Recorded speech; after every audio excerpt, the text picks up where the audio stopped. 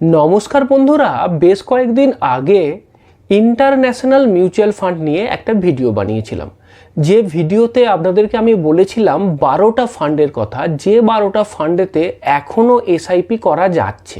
সেই ভিডিওটা দেখার পরে অনেকেই জানতে চেয়েছিলেন যে এর মধ্যে থেকে কোন কোন ফান্ড আমি বেছে নেব ইন্টারন্যাশনাল ইনভেস্টমেন্ট হিসাবে। আজকের ভিডিওতে আপনাদেরকে আমি বলবো যে এই 12টা ফান্ডের মধ্যে আমার পছন্দের টপ 3 মিউচুয়াল ফান্ডের কথা।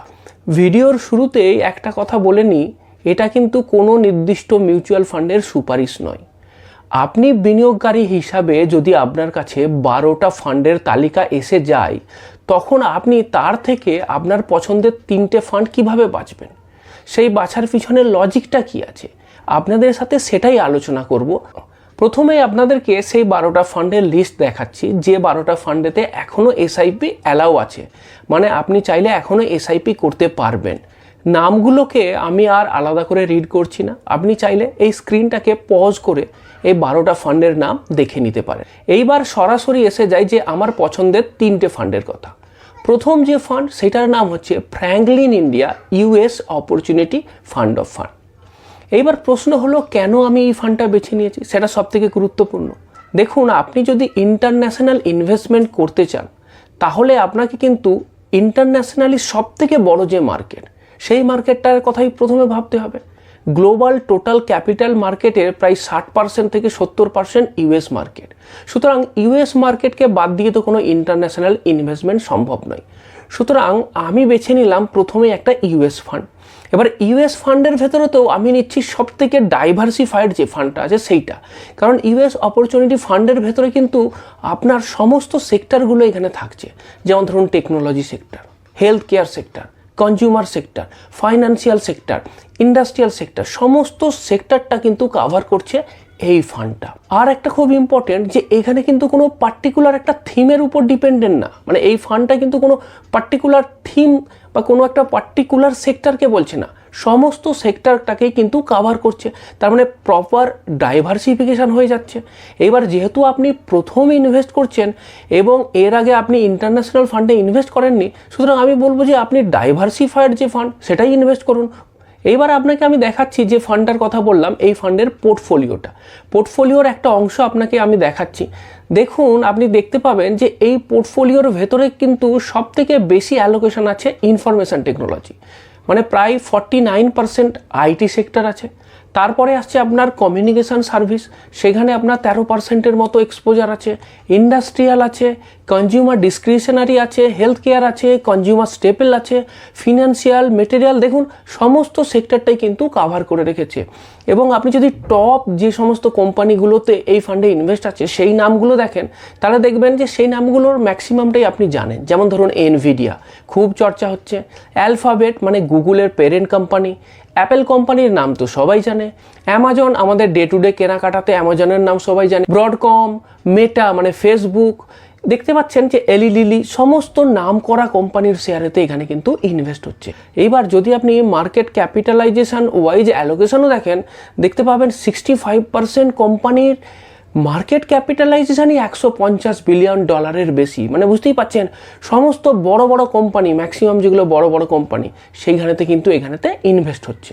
এইবার আপনি জানতে চাইবেন যে এই ফান্ড থেকে কেমন রিটার্ন এসেছে। দেখুন, আমি যদি 31/5/2026 ডেটাটা দেখি, তাহলে আমি দেখতে পাচ্ছি যে এই ফান্ডটার ক্ষেত্রে গত 1 বছরেতে 34.5% সিএজিআর রিটার্ন দিয়েছে, গত 3 বছরে 23.83%, 5 বছরের ক্ষেত্রে 19.28% এবং 10 বছরের টেনিওরে 16.97%। তার মানে আপনি কি দেখতে পাচ্ছেন, রিটার্ন বরাবরই খুব ভালো দিয়েছে। তবে এই প্রসঙ্গে একটা কথা বলে রাখি, মিউচুয়াল ফান্ডের রিটার্ন বলার সময় এই ডিসক্লেমারটা দিতে হয় যে মিউচুয়াল ফান্ডের রিটার্ন কিন্তু গ্যারান্টেড। এটা হলো হিস্টোরিক্যাল রিটার্ন, ভবিষ্যতে এই রিটার্ন আপনি নাও পেতে পারেন। 2 নম্বর যে ফান্ডটার কথা আমি বলবো, সেটার নাম হচ্ছে PGIM India global equity opportunities fund of fund. এবার এই ফান্ডটা কেন নিয়েছি, দেখুন, আগের যে ফান্ডটার কথা আমি বলেছিলাম সেটা ছিল আমেরিকার ফান্ড, মানে ইউএস মার্কেট। এইবার আপনি ইন্টারন্যাশনালি ইনভেস্ট করতে চান। এবার ইন্টারন্যাশনাল মানে তো শুধু ইউএস না, ইউএসের বাইরেতেও অনেক দেশ আছে, তাদেরও বড় বড় কোম্পানি আছে। সুতরাং আপনি যদি সত্যিকারের গ্লোবাল ইনভেস্টমেন্ট চান, মানে পুরো দুনিয়া জুড়ে ইনভেস্ট করতে চান, তাহলে কিন্তু এই ফান্ডটার কথা ভাবতে পারেন। এই ফান্ডটাতে আমেরিকার বাইরে অন্যান্য যেসব ডেভেলপড কান্ট্রি আছে, যেমন ধরুন আপনার নেদারল্যান্ড বা জার্মানি বা সুইডেন, এইরকম বিভিন্ন দেশের যে বড় বড় কোম্পানি আছে তাদের স্টকেতেও কিন্তু ইনভেস্ট হচ্ছে। তার মানে কি বলা যেতে পারে যে এটা একটা সত্যিকারের ব্যালেন্সড গ্লোবাল পোর্টফোলিও। এইবার দেখা যাক যে এই ফান্ডটার পোর্টফোলিওতে কি দেখাচ্ছে, মানে কোথায় কোথায় এরা ইনভেস্ট করেছে। দেখুন, পুরো পোর্টফোলিওটা আপনাকে আমি শো করতে পারছি না, কারণ অনেক স্টক আছে। আপনাকে আমি যেগুলো বড় বড় এবং প্রথমের দিকে যেগুলোতে বেশি ওয়েটেজ আছে সেটা শো করছি। দেখুন, পুরো পিকচারটা আপনাকে শো করছি। একটু ছোট ছোট লেখা হবে, ভালো বুঝতে না পারলে একটুখানি পজ করে বড় করে দেখে নিতে পারেন। দেখুন, প্রথম যে কোম্পানিটা সেটা হচ্ছে এনভিডিয়া। এনভিডিয়া কোথাকার কোম্পানি? US company. কোন সেক্টরে এটা কাজ করছে? এটা হচ্ছে ইনফরমেশন টেকনোলজির মধ্যে সেমিকন্ডাক্টর যে স্কোপ, সেই সেমিকন্ডাক্টর কোম্পানি। দ্বিতীয় যে কোম্পানি, এটার নাম বর্তমানে প্রায় সবাই জেনে গেছে, খুব popular, TSMC, Taiwan semiconductor manufacturing company. এটাও কিন্তু বর্তমানে যে এআই বুম চলছে সেটাকে ক্যাপচার করতে চান, সেটা কিন্তু এই কোম্পানির থ্রু দিয়ে ইনভেস্ট করলে হতে পারবে। এছাড়া আরও যে সমস্ত নামকরা কোম্পানি আছে, যেমন ধরুন অ্যালফাবেট, জি ভেরোনা, তারপরে আপনার এএসএমএল, এরকম বিভিন্ন কোম্পানি আছে। আপনাকে পুরো লিস্টটা শো করছি, আপনি দেখে নিন। এবার যদি কান্ট্রি দেখেন, সেটা কিন্তু একটা কান্ট্রি না, বিভিন্ন দেশের কোম্পানির স্টকেতে ইনভেস্ট হবে। যেমন ধরুন এনভিডিয়া, সেটা হচ্ছে আমেরিকার কোম্পানি। টিএসএমসি যেটা, সেটা তাইওয়ানের কোম্পানি।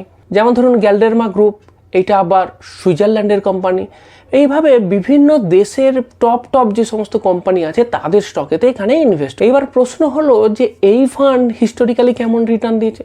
দেখুন, 31শে মে 2026 পর্যন্ত যদি ডেটা দেখেন, তাহলে এক বছরের ক্ষেত্রে এর রিটার্ন হচ্ছে 29.08%, 3 বছরের ক্ষেত্রে 21.50, 5 বছরের ক্ষেত্রে রিটার্নটা কিন্তু তুলনামূলকভাবে কম, 11.08, এবং সিন্স ইনসেপশন থেকে যদি এর রিটার্ন দেখেন তাহলে সেটা হচ্ছে 11.50%।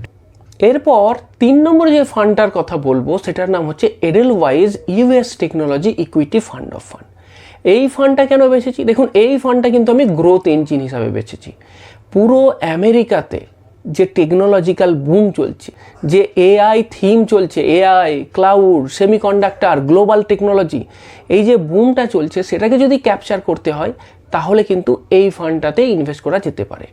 আমেরিকার যে সমস্ত নামি দামি বড় বড় টেকনোলজিক্যাল কোম্পানি, যেমন ধরুন মাইক্রোসফট, এনভিডিয়া, অ্যামাজন, অ্যালফাবেট, এই সমস্ত কোম্পানির শেয়ারেতে এখানেতে ইনভেস্ট হবে। এই ফান্ডটার ক্ষেত্রে দেখা যাচ্ছে কি যে রিটার্ন পোটেনশিয়াল কিন্তু খুব বেশি, কারণ টেকনোলজিক্যাল স্টকেতে ইনভেস্ট হচ্ছে। তবে সাথে সাথে এটাও মনে রাখতে হবে যে এই ফান্ডটা কিন্তু খুব ভোলাটাইলও হতে পারে। এবার দেখা যাক যে এই ফান্ডটাতে হিস্টোরিক্যালি কেমন রিটার্ন এসেছে। 31 মার্চ 2026-এর ডেটা দেখাচ্ছে 1 বছরে 34.48%, 3 বছরে 30.41%, 5 বছরে 14.99%, আর সিন্স ইনসেপশন থেকে 23.79%। মানে বুঝতেই পারছেন যে এই ফান্ডটাতে যারা ইনভেস্ট করেছে তারা রিটার্ন কিন্তু খুব বেশি পেয়েছে। এবার অনেকের মনে প্রশ্ন আসতে পারে, ঠিক আছে এই 3টে ভালো বুঝলাম, কিন্তু বাকি ফান্ডগুলো সেগুলো কেন সিলেকশানে আসছে না বা সেগুলোর কথা কেন বললেন না? দেখুন, প্রথমে একটা কথা বলে দিই, যে ফান্ডগুলোর নাম আমি বলিনি তার মানে কিন্তু এই নয় যে এই ফান্ডগুলো খারাপ। যেহেতু আপনি প্রথমবার বিদেশের মার্কেটেতে ইনভেস্ট করতে যাচ্ছেন এবং সবথেকে বড় মার্কেট যেগুলো আছে সেইগুলোই প্রথমের দিকে নজর দেওয়া উচিত, এবং যেটা খুব লিবারাল মার্কেট সেগুলোতে ইনভেস্ট করেই ভালো। এডেলওয়াইজ গ্রেটার চাইনা ফান্ড টপ 3-তে কেন রাখিনি? কারণ একটা জিওপলিটিক্যাল রিস্ক আছে, বিশেষ করে রেগুলেটরি রিস্কটা কিন্তু চাইনাতে বেশি আছে। যেহেতু চাইনিজ গভর্নমেন্টের ক্ষেত্রে বুঝতেই পাচ্ছেন সেখানে অনেক কিছু বিধিনিষেধ থাকে, তো এই রেগুলেটরি রিস্কটা কিন্তু থেকে যেতে পারে, পলিটিক্যাল রিস্ক এটা। তো সেই কারণের জন্য যেহেতু আপনি প্রথম ইনভেস্ট করছেন, শুরুতেই আমি বলবো না যে এইরকম কোম্পানিতে ইনভেস্ট করতে বা এরকম দেশেতে ইনভেস্ট করতে। এডেলওয়াইজেরই এশিয়ান ইকুইটি ফান্ড, সেটাও আমি কেন প্রথমে রাখিনি? কারণ এশিয়ান মার্কেট মানে কি, সেই চীন, তাইওয়ান, জাপান, কোরিয়া, এই সমস্ত জায়গা। এটাও কিন্তু ছোট মার্কেট, যদি আপনি ইউএস মার্কেটের তুলনায় দেখেন, গ্লোবাল মার্কেটের তুলনায় কিন্তু এইখানেতে জায়গাটা ছোট। তো সেই কারণের জন্য প্রথমে আমি এটাকে রাখছি না। এরপরে ধরুন বরোদা বিএনপি অ্যাকোয়া যে ফান্ড, সেটার ক্ষেত্রে কি এটা বুঝতেই পারছেন একদমই properly thematic fund, water related fund. এটা খুব ন্যারো থিম, এবার দেখুন, আপনার যদি অলরেডি কোর পোর্টফোলিও থেকে থাকে তাহলে আমি বলবো ঠিক আছে, স্যাটেলাইট পোর্টফোলিও হিসাবে এটা নিন। কিন্তু যদি আপনি প্রথম ইনভেস্ট করবেন তাহলে এইটা কেন? প্রথমে তো ব্রডার মার্কেটটা প্রথমে দেখতে হবে না, সেই কারণের জন্য এটা কিন্তু আমি টপ 3-তে রাখিনি। এইবার এই 3টে ফান্ডের ভেতরেতে আপনি যে কোনো একটা চুজ করতেই পারেন। এবার অনেকে ভাবছেন যে 3টের মধ্যে একটা কেন, একটা গ্লোবাল ফান্ডেরও পোর্টফোলিও তৈরি করে নিই 2-3টে ফান্ড দিয়ে, তাহলে কেমন হয়? আমি বলবো সেক্ষেত্রে সেটা আরও ভালো হবে। তাহলে সেক্ষেত্রে আপনি একটা ইন্টারন্যাশনাল ফান্ডেরও পোর্টফোলিও তৈরি করে নিন। ইন্ডিয়ান মার্কেটে নিশ্চয়ই আপনি 3-4টে ফান্ডে ইনভেস্ট করেছেন, তাহলে গ্লোবাল ফান্ডের ক্ষেত্রে নয় কেন? যদি আপনার ইনভেস্টমেন্ট অ্যামাউন্টটা 15-20 হাজার টাকা হয়ে থাকে প্রতি মাসেতে, তাহলে বলবো আপনি 3টে ফান্ড নিয়ে নিন। পার্সেন্টেজটা এরকম রাখুন, 40% PGIM India global equity opportunity fund, এখানে 40% রাখলাম। 30% রাখলাম ফ্র্যাঙ্কলিন ইন্ডিয়া ইউএস অপরচুনিটি ফান্ডে, আর 30% রাখলাম এডেলওয়াইজ ইউএস টেকনোলজি ফান্ডে। তো 3টে মিলিয়ে পোর্টফোলিওটা তৈরি হলো। আমি সিসির একজন অ্যামফি রেজিস্টার্ড মিউচুয়াল ফান্ড ডিস্ট্রিবিউটর। যদি আপনার কোনো মিউচুয়াল ফান্ড রিলেটেড জিজ্ঞাস্য থাকে বা পার্সোনালাইজ পোর্টফোলিও ক্রিয়েট করতে চান বা আমার থ্রু দিয়ে ইনভেস্ট করতে চান, তাহলে স্ক্রিনে দেওয়া নম্বরটাতে যোগাযোগ করতে পারেন।